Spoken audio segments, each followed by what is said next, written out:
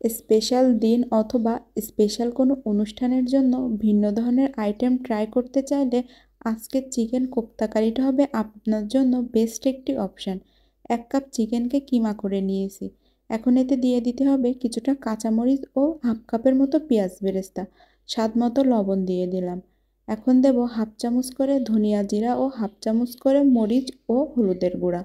1 কাপের মতো ধনিয়া পাতা দিতে হবে। এখন এখানে দিয়ে দেবো 1 কাপ ব্রেড ক্রাম্ব, আপনারা চাইলে বিস্কুটের গুঁড়াটাও দিতে পারেন।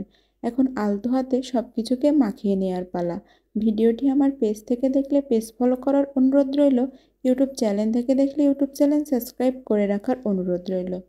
এখন মেখে রাখা মাংস থেকে চিকেনের বল তৈরি করে নেওয়ার পালা। আর এই চিকেন বলগুলো তৈরি করার আগে অবশ্যই হাতে একটু তেল মেখে নেবেন, তাহলে এই চিকেনের বলগুলো খুব সহজেই তৈরি করা যায়। এভাবেই আমি এক এক করে সব চিকেন বলগুলোকে তৈরি করে নিয়েছি।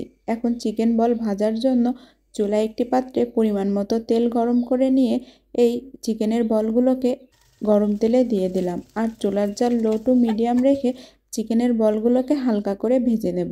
আর এখানে অবশ্যই খেয়াল করে রাখবেন চিকেনের বলগুলো যেন অতিরিক্ত ভাজা না হয়, একদমই হালকা করে চিকেনের বলগুলো ভেজে নিতে হবে। চিকেনের বলটা যদি বেশি ভাজা হয়ে যায় তাহলে এরপরে যখন চিকেনের বলটাকে রান্না করা হবে তখন এই চিকেনের বলটা শক্ত হয়ে যাবে।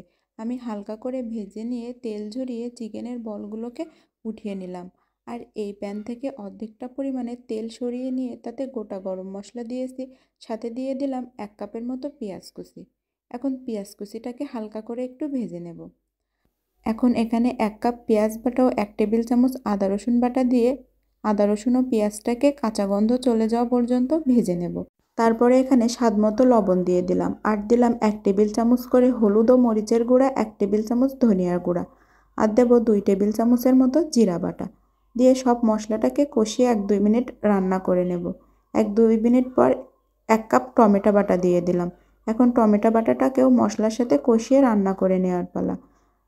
1-2 মিনিট এটাকে কষিয়ে নিয়ে 1 কাপের মতো টক মিষ্টি দই দিয়ে দিলাম।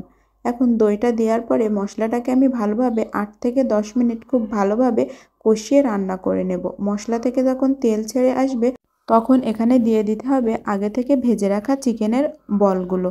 দিয়ে চিকেনের বলটাকেও মশলার সাথে 5-6 মিনিট খুব ভালোভাবে কষিয়ে রান্না করে নিতে হবে। 5-6 মিনিট কষিয়ে রান্না করার পরে আমি এখানে 1 কাপের মতো পানি দিয়ে দেব। পানিটা দেওয়ার পর 8 থেকে 10 মিনিট চুলার জাল লো টু মিডিয়াম রেখে কোপ্তা কারিটাকে রান্না করে নিতে হবে। একটা কাঁচামরিচ ভেঙে দিলাম ফ্লেভারের জন্য। আর যখন তেলটা এরকম উপরে ভেসে উঠবে তখনই উপর থেকে একটু ধনিয়া পাতা দিয়ে চিকেন কারিটাকে নামিয়ে নেব। মাশাল্লাহ মাশাল্লাহ, দেখতে কিন্তু অনেক বেশি সুন্দর হয়েছে চিকেনের এই কোপ্তা কারি। রেসিপি ভালো লাগলে অবশ্যই একটি শেয়ার করার অনুরোধ রইল, সাথে কমেন্ট করে জানাবেন আমার এই রেসিপিটা আজকে আপনাদের কাছে কেমন লেগেছে।